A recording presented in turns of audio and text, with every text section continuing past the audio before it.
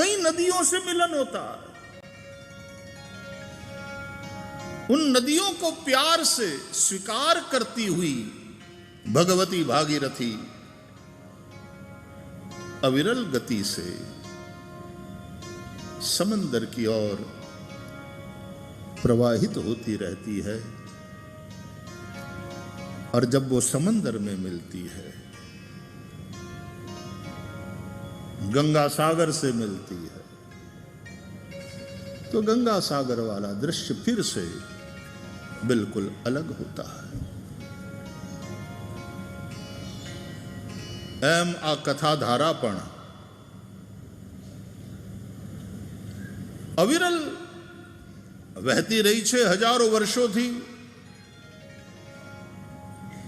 श्रीमद भागवत अनुसार तो આપણે પ્રારંભ નૈમિષારણ્યથી કરીએ છીએ અને નૈમિષારણ્યમાં શૌનકાદિ ઋષિઓએ દીર્ઘ સત્રનો સંકલ્પ કર્યો અને એકત્ર થયા। શૌનકજીએ સૌનું નેતૃત્વ કરી રહ્યા છે, સૌનું માર્ગદર્શન કરી રહ્યા છે। શૌનકજી ઋગ્વેદી છે, શૌનકજી વૃદ્ધ કુલપતિ છે।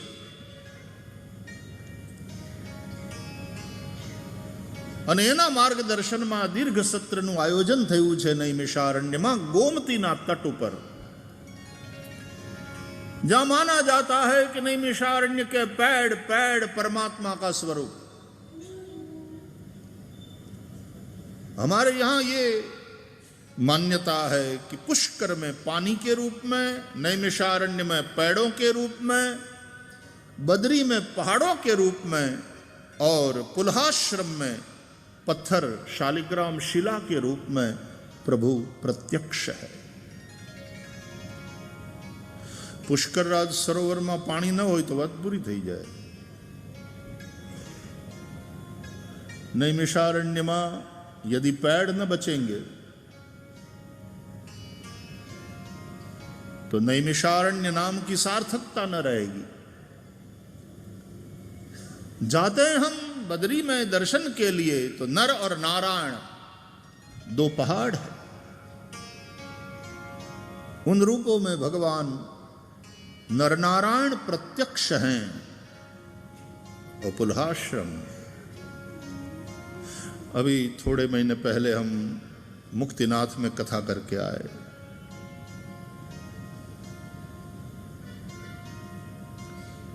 काली गंगा या गंडकी नदी और वहां बनने वाली शालग्राम शिला, जिसके स्पर्श मात्र से पाप का नाश बताया गया। दर्शन से मन में भक्ति भाव प्रकट होता है। अपने ત્યાં એમ કહેવાય છે કે શાલિગ્રામ શિલામાં ભગવાન વિષ્ણુ અને નર્મદેશ્વરમાં ભગવાન શિવનો નિત્ય નિવાસ છે। એમાં प्राण प्रतिष्ठा કરવાની જરૂર ન રહે, માત્ર આવાહન, ધ્યાન અને પૂજન શરૂ થઈ જાય। નર્મદાના તટ ઉપર નર્મદેશ્વર,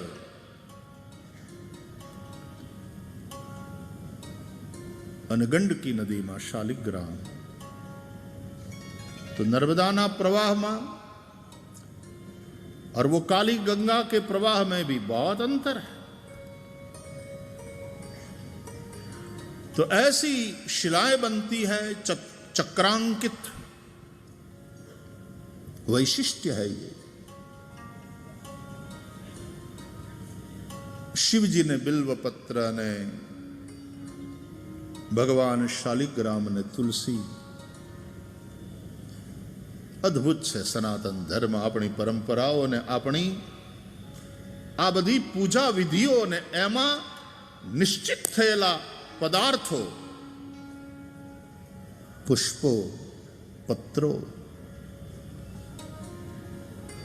आ देव ने आ पत्र प्रिय, आ देव ने आ पत्र प्रिय, आ देव ने आ पुष्प प्रिय।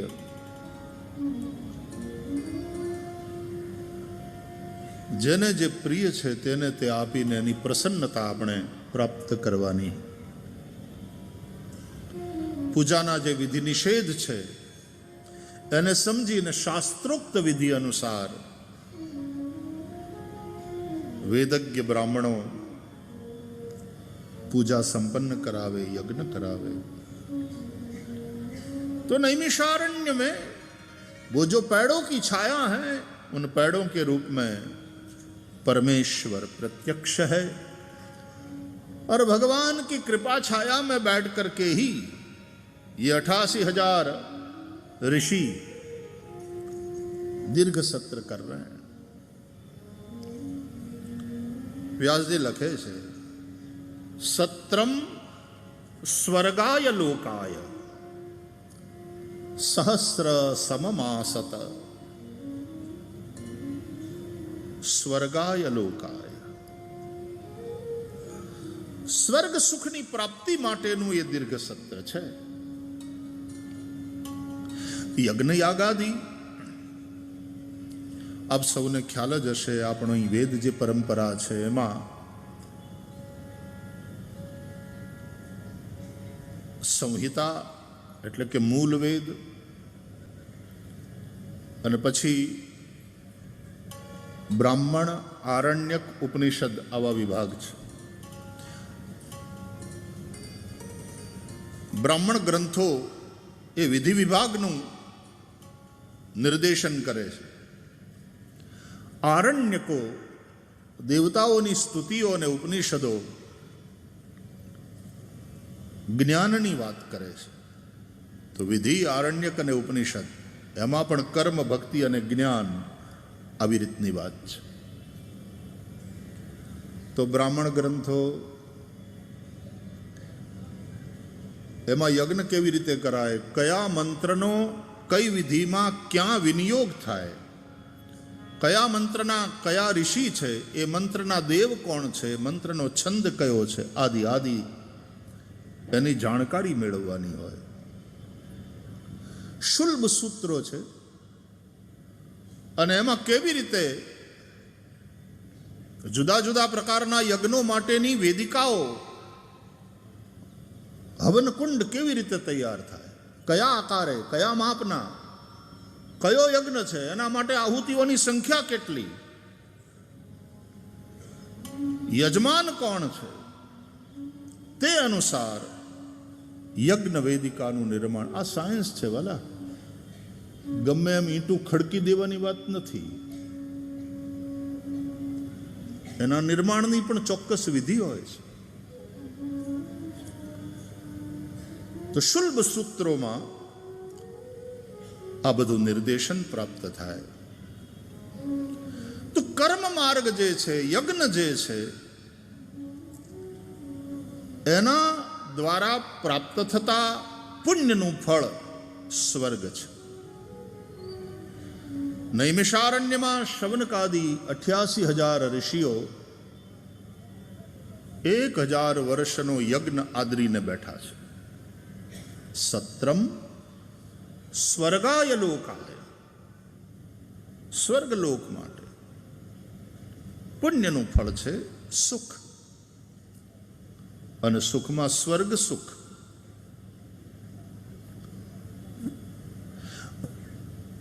આજે 3 સંવાદો મુખ્યત્વે ભાગવતમાં કહેવાયા. નૈમિષારણ્યમાં સુત પુરાણી અને શવનકાદિક ઋષિઓનો સંવાદ, તે અંતર્ગત વ્યાસ નારદનો સંવાદ. નારદજી આવે છે વ્યાસજીના આશ્રમમાં અને વ્યાસજીને ઉપદેશ કરે છે ચતુશ્લોકી ભાગવતનો, અને ભક્તિને કેન્દ્રમાં રાખીને બધું કાર્ય કરવા માટે અનુરોધ કરે છે. કારણ કે વ્યાસજી આટલું કર્યું છતાં પણ વ્યાસજીને પોતાના કાર્યથી સંતોષ થયો નથી. એનું મન અશાંત છે, અંદર એક તૃપ્તિનો ભાવ નથી. આજની ભાષામાં કહું તો જેને જોબ સેટિસ્ફેક્શન કહીએ એ નહોતું. આટલો પુરુષાર્થ કર્યા પછી પણ. અને ત્યારે દેવર્ષિ નારદ ત્યાં આવે છે, ભક્તિ માર્ગના આચાર્ય છે, અને એ ભક્તિને કેન્દ્રમાં રાખીને ભાગવતની રચના કરવા માટે વ્યાસજીને પ્રેરિત કરે છે. અને પછી વ્યાસજી દેવર્ષિ નારદ પાસે, અને આ ચતુશ્લોકી ભાગવત પણ પરંપરાથી પ્રાપ્ત થયું છે. આદિ નારાયણ ભગવાને બ્રહ્માજીને કહ્યું, બ્રહ્માજીએ નારદને કહ્યું, અને નારદજીએ એ ચતુશ્લોકી ભાગવતનો ઉપદેશ વ્યાસજીને કર્યો. અને પછી અનુરોધ કર્યો કે તમે વ્યાસ છો, આનો વિસ્તાર કરો, ભક્તિને કેન્દ્રમાં રાખીને.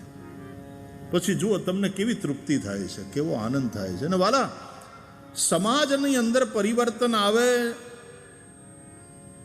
સમાજનું ઉત્થાન થાય, આ જે તમારો ઉદ્દેશ્ય છે એ ભક્તિથી જ સફળ થશે, સિદ્ધ થશે. બાકી તો તમે સ્વર્ગની લાલચ બતાવો કે પુણ્ય કરશો તો તમને બધા પ્રકારના સ્વર્ગ સુખ મળશે, અથવા તો તમે નરકનો ભય બતાવો કે આ પાપ કરશો તો આ નરકમાં જવું પડશે, એને આ રીતે દુઃખી થવું પડશે. ને વ્યાસજીએ 5મા સ્કંદના અંતમાં ભાગવતમાં 28 પ્રકારના નરકની ચર્ચા કરી જ છે. જુદા જુદા પાપ કરનારાની જુદા જુદા નરકમાં ગતિ થાય, કયા નરકમાં દુઃખી થવાની કયા પ્રકારની વ્યવસ્થા હોય છે એનું વિસ્તારથી વર્ણન છે ભાગવતમાં. એટલે ભય લાગે માણસને. નરકની યાતનાથી બચવા માટે થયેલા પાપોનું માણસ પ્રાયશ્ચિત કરે અને પાપની પુનરાવૃત્તિ ન થાય એ માટે સાવધાન રહે, ભગવાન નામનો આશ્રય કરે.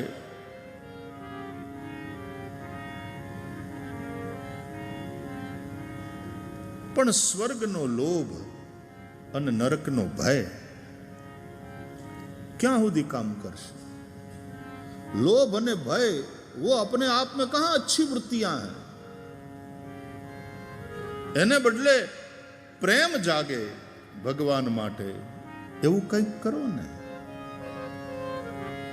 અને એ પ્રેમ માણસને જેટલો બદલે, પછી પાપથી પોતાની જાતને રોકવાની વાત ના આવે. પાપમાં રુચિ જ ન રહે, પાપમાં મન જ ન જાય. પ્રેમ અને પ્રેમ ભક્તિમાં જે જીવતો હોય એના માટે સ્વર્ગ સુખ પણ તુચ્છ છે. अरे स्वर्ग सुख की कौन कहे, वो मोक्ष सुख भी नहीं चाहते. हरिना जन तो मुक्ति न मागे. એને મોક્ષ પણ નથી જોઈતો, એ તો માગે જન્મ જન્મ અવતાર રહે. અને એમાં નિત સેવા, નિત કીર્તન, ઓછવ નિરખવા નંદ કુમાર રહે. ભૂતલ ભક્તિ પદાર્થ મોટું બ્રહ્મલોકમાં નાહી રે.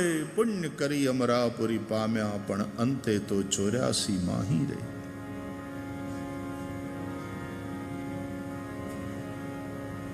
એટલે સ્વર્ગ સુખ શાશ્વત નથી,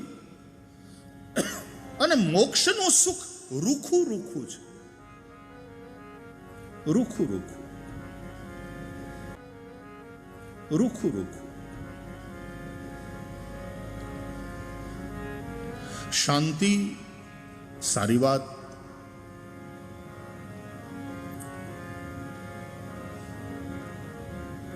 અને શાંતિ એ પરમ સુખ.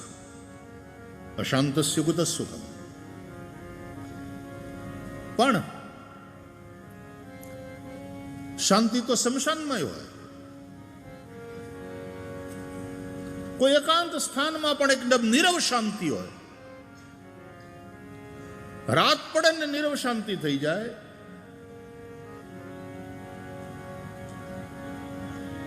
શાંતિ કરતા પણ વધારે મહત્વની કોઈ વાત હોય તો એ છે આનંદ. અને આનંદ પ્રેમ વિના, ભક્તિ વિના, હૈયું ભીંજાયા વિના શક્ય નથી.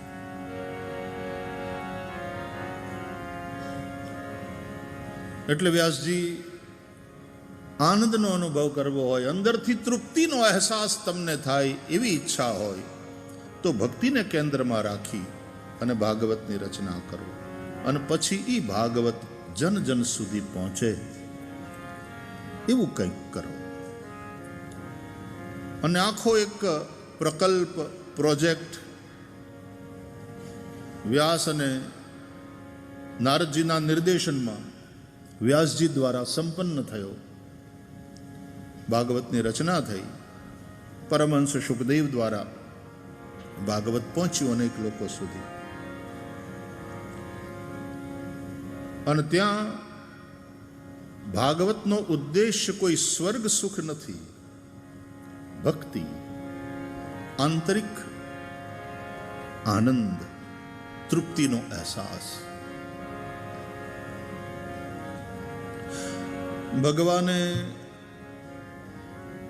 બ્રહ્માને ભાગવતનો ઉપદેશ કર્યો છે અને બ્રહ્માજીએ નારદને ભાગવતનો ઉપદેશ કર્યો. ત્યારે ઉપદેશ કર્યા પછી એક આદેશ આપ્યો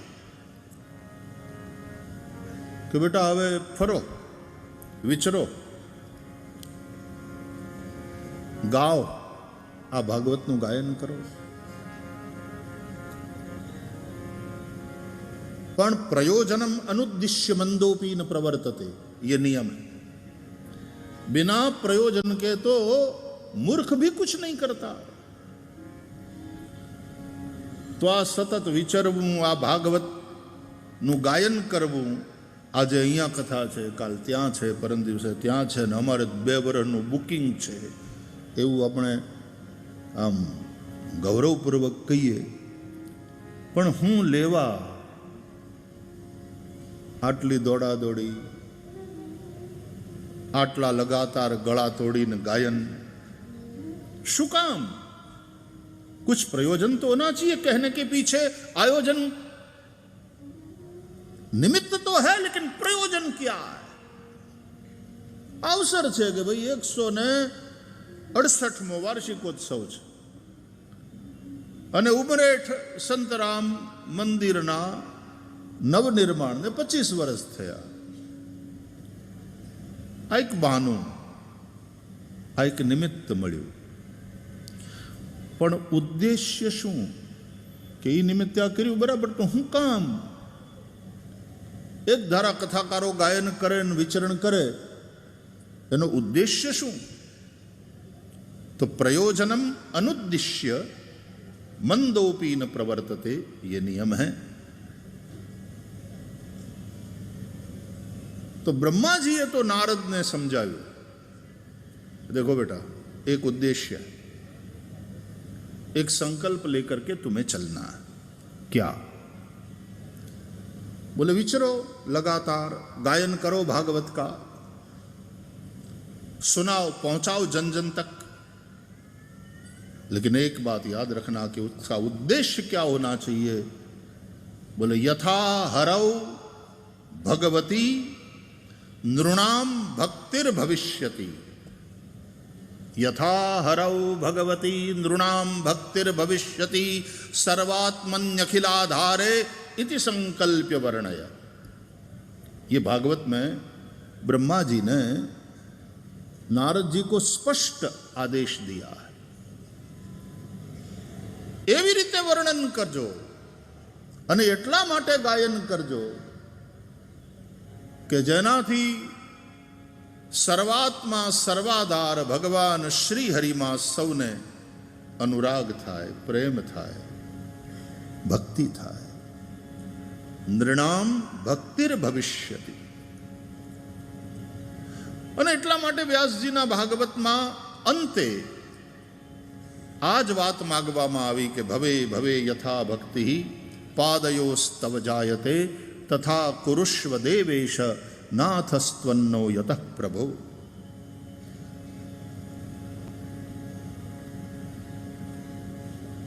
વ્યાસજીએ ભાગવત લખ્યું, રચના કરી, 4 શ્લોકનો વિસ્તાર કરીને, અને પછી શુકદેવને ભણાવ્યું, અધ્યયન કરાવ્યું. શુકમ અધ્યાપયામાસ નિવૃત્તિ નિરતમ મુનિ. નિવૃત્તિ પરાયણ પરમહંસ પરિવ્રાજક મહાપુરુષ છે શુકદેવ, અને એને અધ્યયન કરાવ્યું. હવે શુકદેવ કઈ કથાકાર થોડા છે.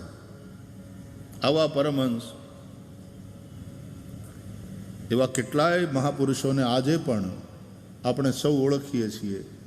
કે પરમ જ્ઞાની હોય, પ્રબુદ્ધ મહાપુરુષ, પરમ વિદ્વાન, અને એની પાસે વક્તૃત્વ પણ હોય સારામાં સારું. એ બોલવા બેસે તો જકડી રાખે, તમે ઊભા ન થઈ શકો. પણ એ કથાકાર નથી. તમે એની પાસે કથા માગવા જાઓ તો કે બાપા અમે તો સાંભળીએ. એ વ્યાસપીઠ ઉપર જલ્દી બેસે નહીં. અને શુકદેવજી તો પરમહંસ એક જગ્યાએ ક્યાંય વધારે દિવસ ટકે પણ નહીં. ત્યાં વ્યાસપીઠ ઉપર બેસવાની વાત તો દૂરની, અને થોડી વાર માટે પણ જ્યાં ટકે તો પાછા મોઢું ખોલે નહીં, મૌની, મનનશીલ. તમ સર્વભૂત હૃદયમ મુનિમ આનતોસ્મિ. મુનિ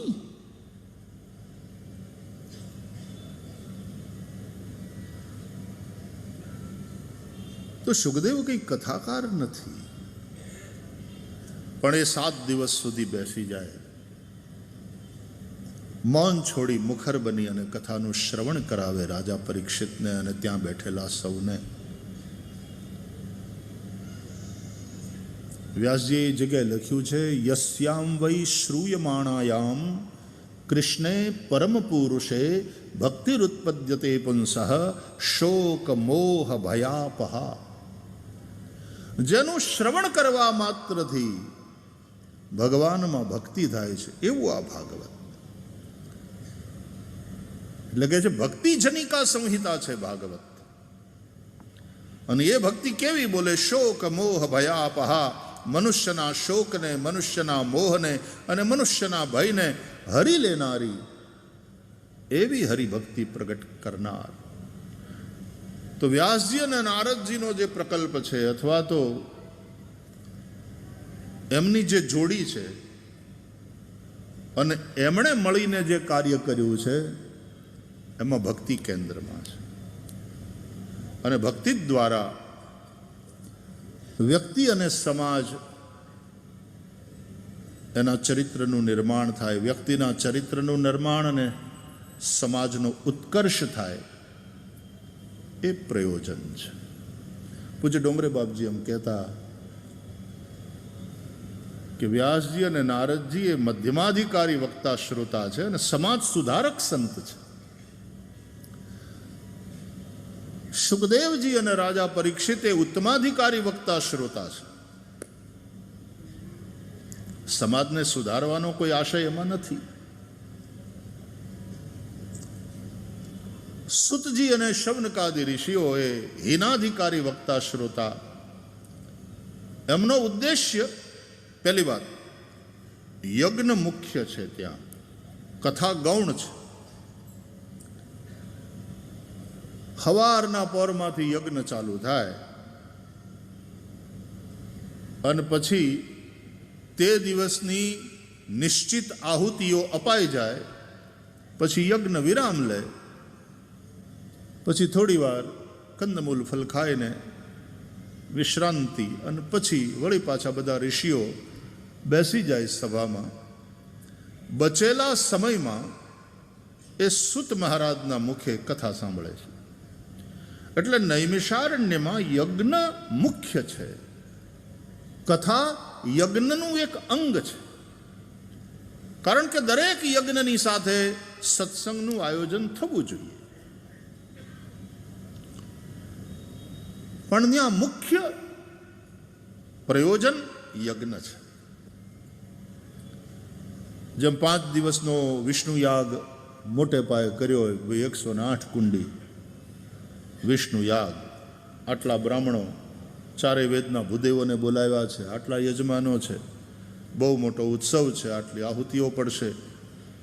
અને એ નિમિત્તે પછી સાધુ સંતોને બોલાવવામાં આવે અને એ સંતો પ્રવચન કરે, સત્સંગ કરાવે. ત્યાં એ સત્સંગ યજ્ઞના એક અંગ રૂપે છે. તો નૈમિષારણ્યમાં જે કથા ચાલે છે એ યજ્ઞનું એક અંગ છે. ત્યાં કથા પ્રધાન નથી, ત્યાં યજ્ઞ પ્રધાન છે.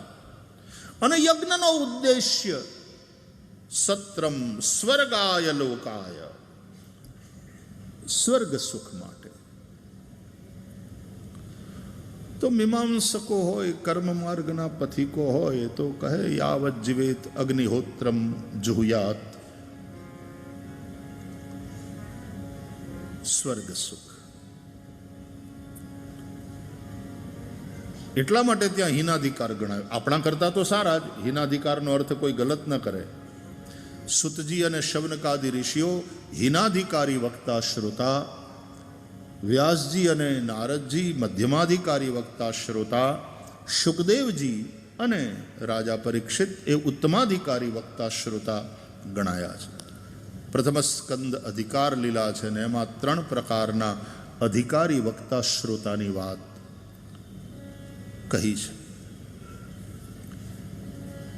તો નૈમિષારણ્યમાં જે કંઈ થઈ રહ્યું છે ત્યાં કર્મની પ્રધાનતા છે. વ્યાસજી અને નારદજી દ્વારા જે પ્રકલ્પ હાથ ધરાયો એમાં ભક્તિની પ્રધાનતા છે, પણ શુકદેવ અને રાજા પરીક્ષિત ત્યાં જ્ઞાનની પ્રધાનતા છે. આમ કર્મ, ભક્તિ અને જ્ઞાન એની પ્રધાનતાવાળા આ 3 સંવાદો, એમાં ભાગવત કથા પ્રવાહિત. આપ સૌ જાણો છો, આપ સૌએ અનેક વાર રામકથા પણ સાંભળી છે અને સાંભળતા રહ્યા છો, સાંભળતા રહેવાના છો, કારણ કે આપની કથામાં સત્સંગમાં રુચિ છે. આપે અનેક મહાપુરુષોના મુખે ભાગવતનું શ્રવણ કર્યું છે. અને જ્યારે હું સંતરામ મંદિરનું સ્મરણ કરું, ક્યાંય પણ હોઈએ, ત્યારે અમારા કથા જગતના 2 ભીષ્મ પિતામહ જેવા દિવ્ય મહાપુરુષો, બ્રહ્મલીન પૂજ્ય ડોંગરેજી મહારાજ અને પૂજ્ય કૃષ્ણશંકર દાદાજી, એ બંને આ જગ્યા સાથે એવી રીતે આમ જોડાયેલા, એ બંને મહાપુરુષોને શ્રી સંતરામ મહારાજ પ્રત્યે ખૂબ ખૂબ અનુરાગ.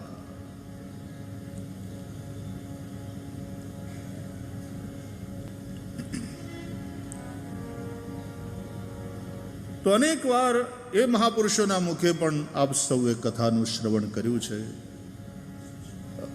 પૂજ્ય મુરારી બાપુ અને રામકથાના અનેક વક્તાઓને, કારણ કે દર વર્ષે વાર્ષિકોત્સવ હોય એટલે કાંઈ ને કાંઈ આયોજન લગાતાર નિયમિત રૂપે ચાલતા જ હોય. અનેક વક્તાઓ, એમાં અનુકૂળતા હોય તો અમને આવીને સામે બેહીને સાંભળવાનો થોડો લાભ મળે છે. ખાસ કરીને નડિયાદ સંતરામ મંદિરમાં પૂજ્ય બાપુની કથા હતી ત્યારે પણ હું એક દિવસ પહોંચી શક્યો હતો. એમ પૂજ્ય કનકેશ્વરીમાં એમની કથા ચાલતી હતી ત્યારે પહોંચ્યો હતો. પ્રતિવર્ષ કંઈ ને કંઈ આયોજન થતા જ હોય છે. એટલે આપે અનેક વાર રામકથા સાંભળી છે, ભાગવત કથા સાંભળી છે. રામકથા પણ મુખ્ય રૂપે 3 સંવાદ ના માધ્યમથી વહે છે. રામકથા ગંગા. એક સંવાદ પ્રયાગમાં,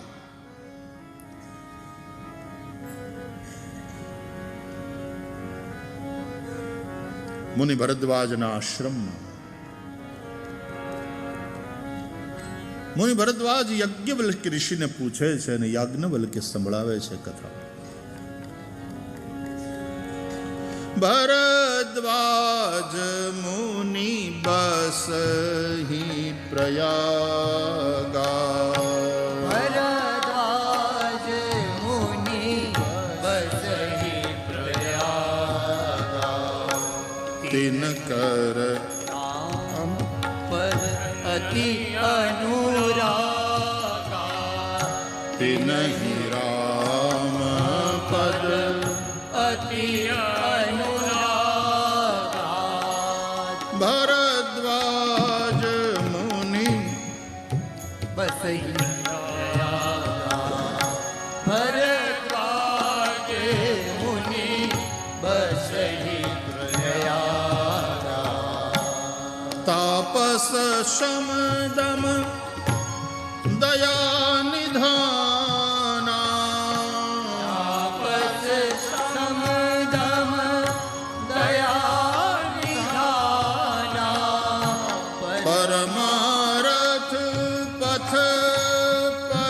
સુજાના ભારત પથ પરમ સુજાના ભરદ્વાજ મુનિ બસહિ પ્રયાગા ભરદ્વાજ મુનિ બસહિ પ્રયાગા મુનિ બસહિ પ્રયાગા ઓ અતિ અનુરાગા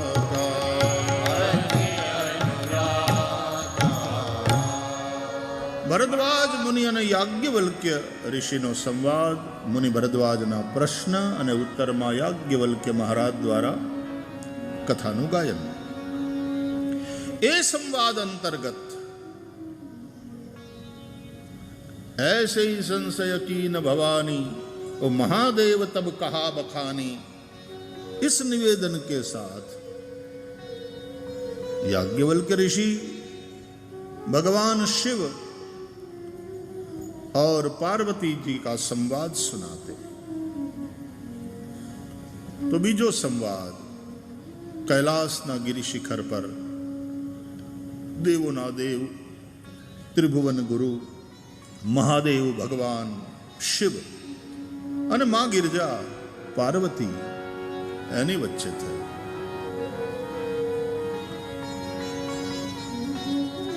અને તે અંતર્ગત ત્રીજો સંવાદ કાગભૂષુંડી અને ગરુડજી. તો આ મુખ્ય ત્રણ સંવાદના માધ્યમથી રામ કથા ધારા પ્રવાહિત થાય છે. અને એ જ રીતે શ્રીમદ ભાગવતમાં પણ આમ તો વિદુર મૈત્રેય સંવાદ એ પણ 2 સ્કંધમાં છે આખો. અને એ રીતે પણ જો જોઈએ તો નૈમિષારણ્ય વાળો સંવાદ, શુકદેવ અને પરીક્ષિતનો સંવાદ એ પણ ગંગા કિનારે, ઓલો ગોમતી કિનારે નૈમિષારણ્યમાં, અને વિદુર મૈત્રેયનો સંવાદ એ પણ ગંગા કિનારે, પણ એ સ્થાન જુદું. અને એ રીતે જોઈએ તો એકમાં વક્તા છે સુત, બીજામાં વક્તા છે શુક અને ત્રીજામાં વક્તા છે મૈત્રેય. વિદુરજીને કથા સંભળાવે. એટલે એ સંવાદને એ રીતે પ્રાધાન્ય આપવું હોય, કારણ કે ત્રીજો અને ચોથો આખો આ 2 સ્કંદ વિદુર મૈત્રેયના સંવાદ રૂપે કહેવાયા છે. અને એ ત્રણેય વક્તાનો સંબંધ વ્યાસજી સાથે.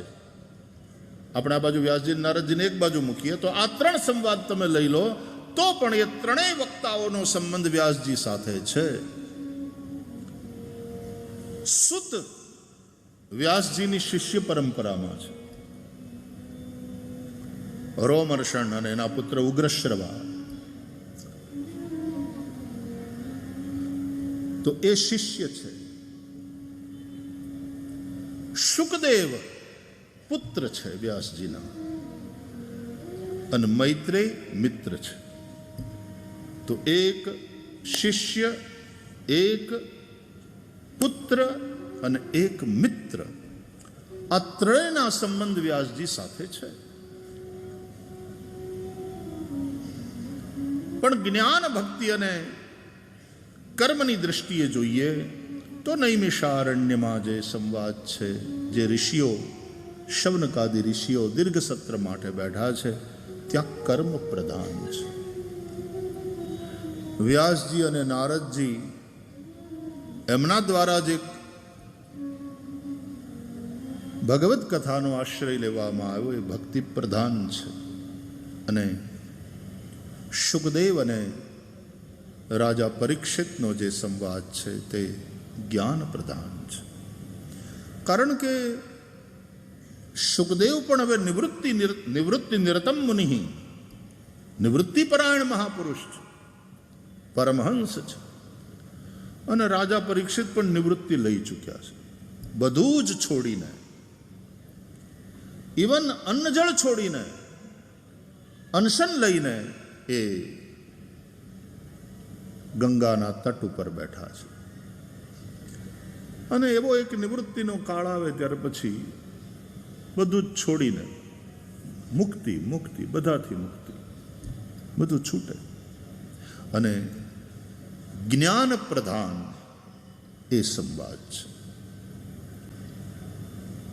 तो श्री संतराम महाराज योगी अवधूत, योगीराज अवधूत, आम तो निवृत्ति परायण महापुरुषनी परंपरा।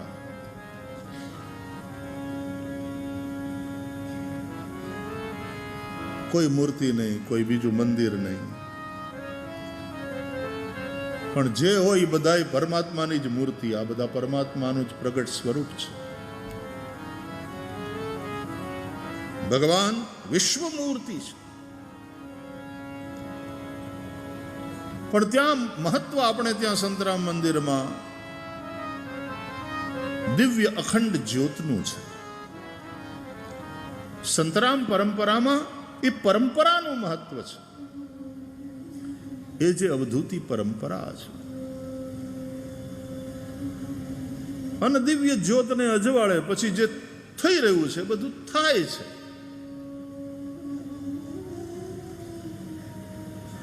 એમ કહેવાનું મન થાય કે આ પરંપરામાં કોઈ કશું કરી નથી રહ્યું, પણ અહીંયા બધું થઈ રહ્યું છે. It's not about doing, it's happening. થઈ રહ્યું છે. અને એટલા માટે આ પરંપરામાં હંમેશા ઉદ્ઘોષક મહોદય હોય કે બોલવાવાળા સંતો હોય, હંમેશા એક વાત કે શ્રી સંતરામ મહારાજની દિવ્ય જ્યોતિના આશીર્વાદથી આ જ્યોતને અજવાળે બધું થઈ રહ્યું છે. આજે બધા આરોગ્ય વિષયક કે શિક્ષણ વિષયક જે પ્રકલ્પો હોય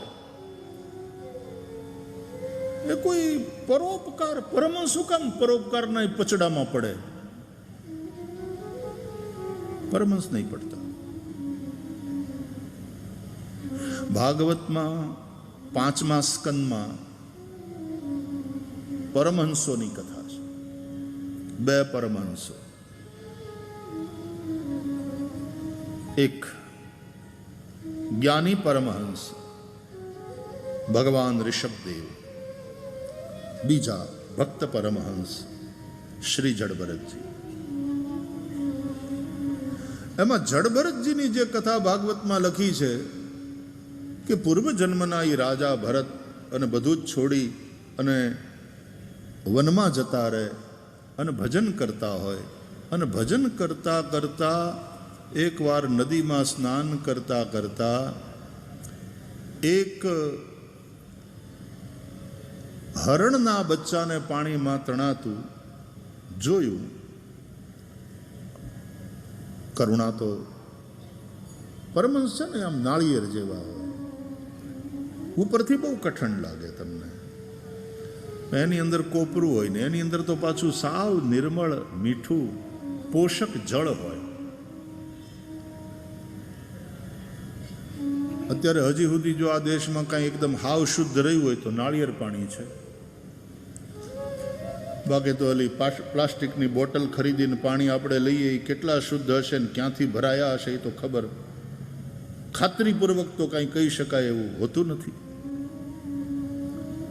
હજી નાળિયેરના પાણીમાં ભેળસેળ થતી હોય એવું સાંભળ્યું નથી, કે એમાં કંઈક ઇન્જેક્શન નાખી અને એમાં પાણી ભરતા હોય એવું કંઈ સાંભળ્યું નથી.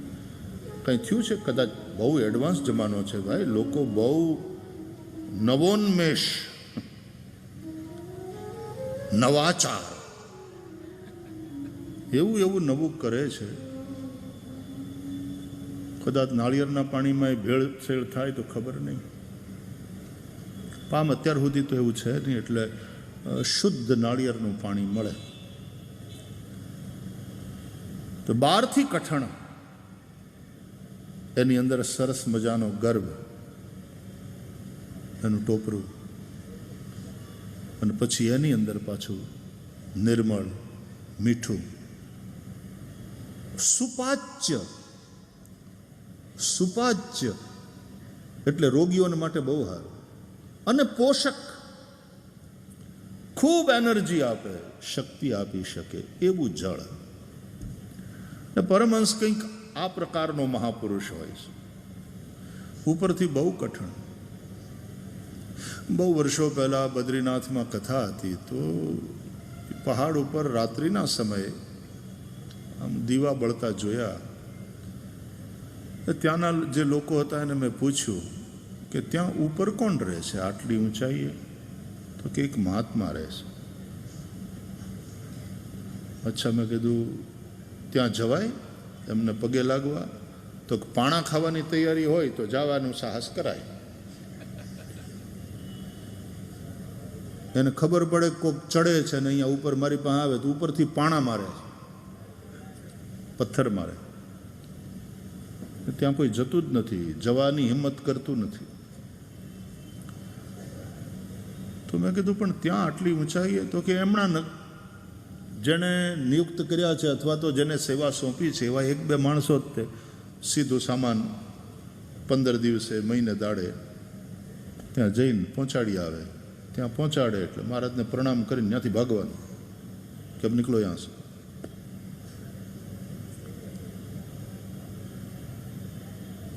પણ ઈ જેના ઉપર કૃપા કરે, બોલાવે, પોતાના સાનિધ્યમાં બેસાડે, તો એવા વર્ષે